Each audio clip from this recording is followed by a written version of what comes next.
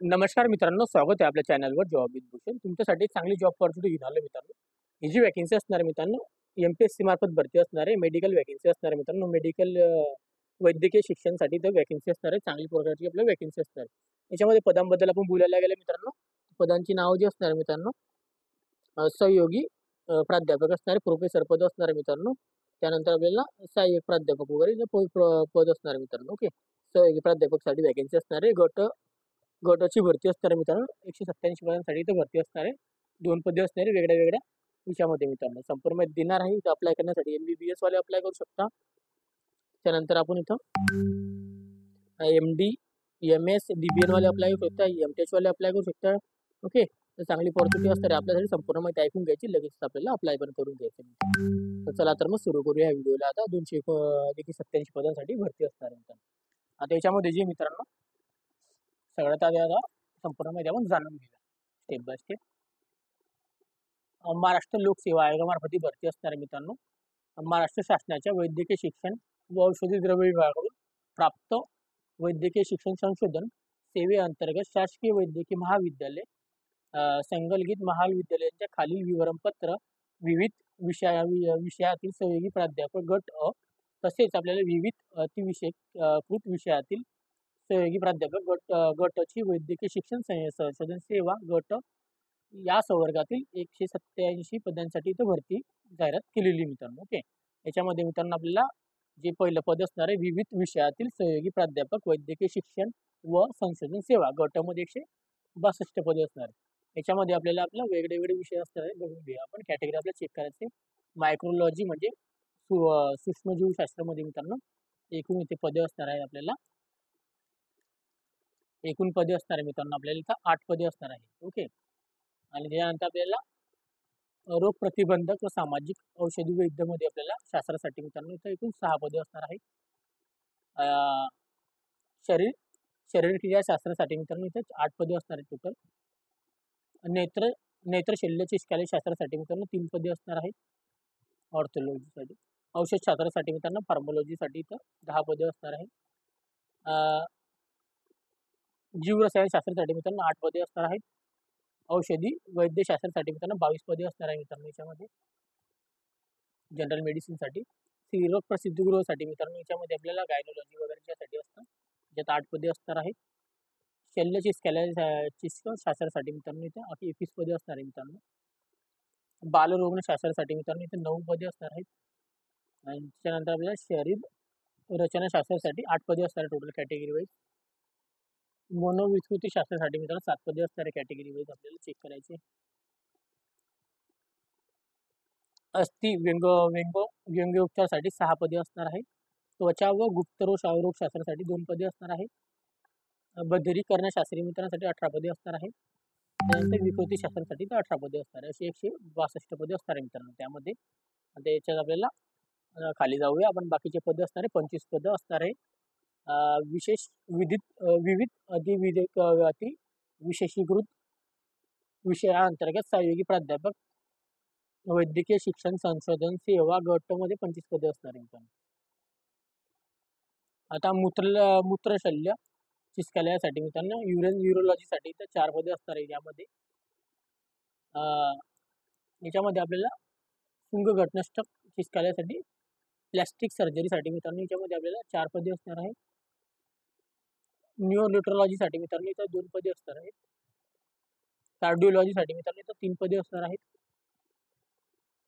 न्यूरोलॉजीसाठी मित्रांनो इथं 3 पदे असणार आहेत कॅटेगरी वाईज.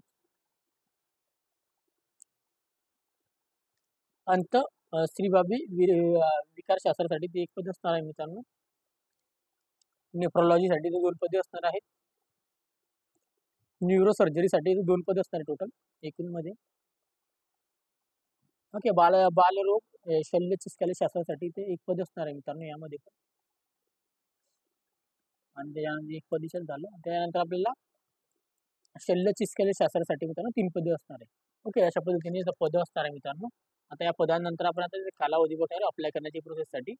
इथं आपल्याला फॉर्म चालू होणार आहे मित्रांनो. आपल्याला 21 मार्च 2025 पासून चालू होणार आहे. आणि त्याला उद्या दिवस टाईम आहे मित्रांनो दुपारी 2 वाजेपासून.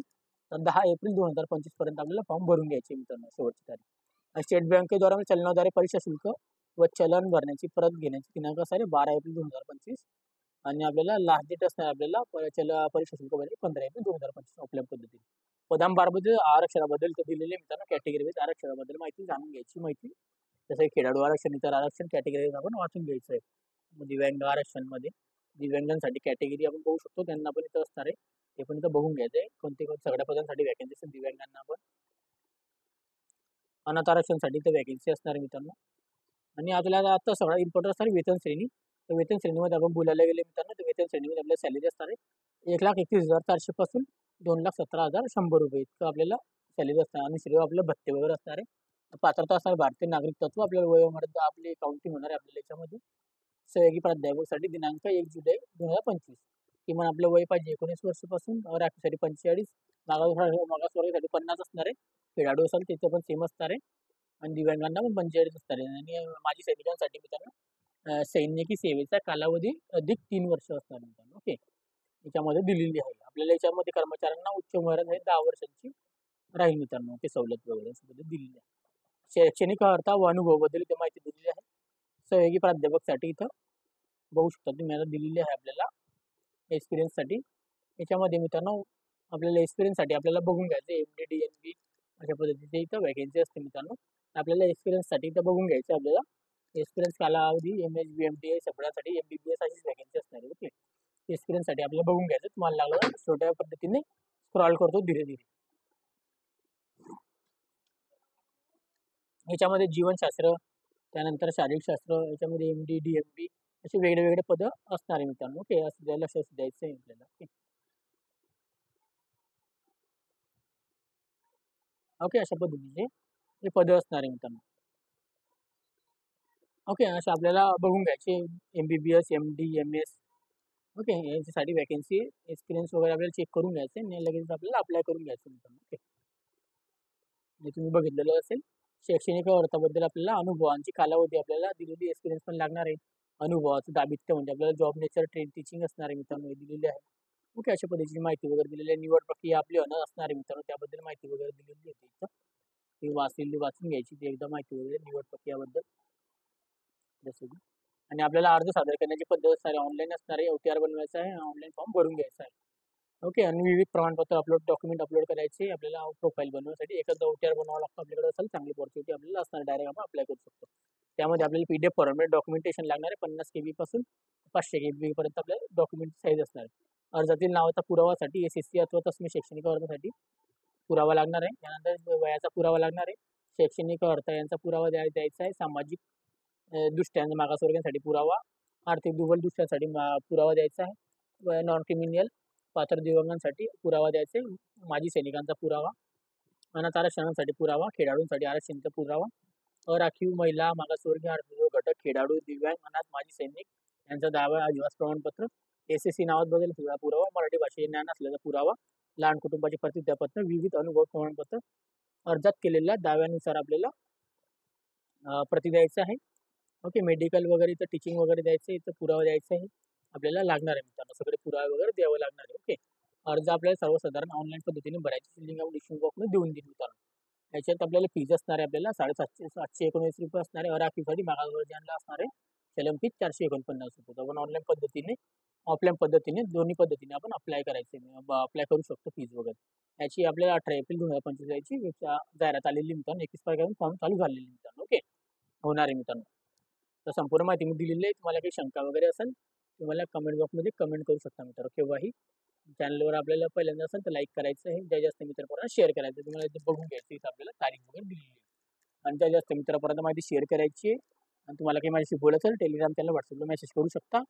आणि PDFची फाईलची लिंक टेलिग्राम चॅनलला मिळून जाईल. आणि तुम्हाला काही शंका वगैरे असेल तर कधी मला मेसेज करा टेलिग्राम चॅनल व्हॉट्सअप ग्रुपला मित्रांनो. ओके, टेलिग्राम चॅनल व्हॉट्सअप ग्रुपची लिंक आपल्याला डिस्क्रिप्शन बॉक्समध्ये मिळून जाईल आणि PDF अप्लाय करण्याची डिस्क्रिप्शन बॉक्समध्ये मिळून जाईल.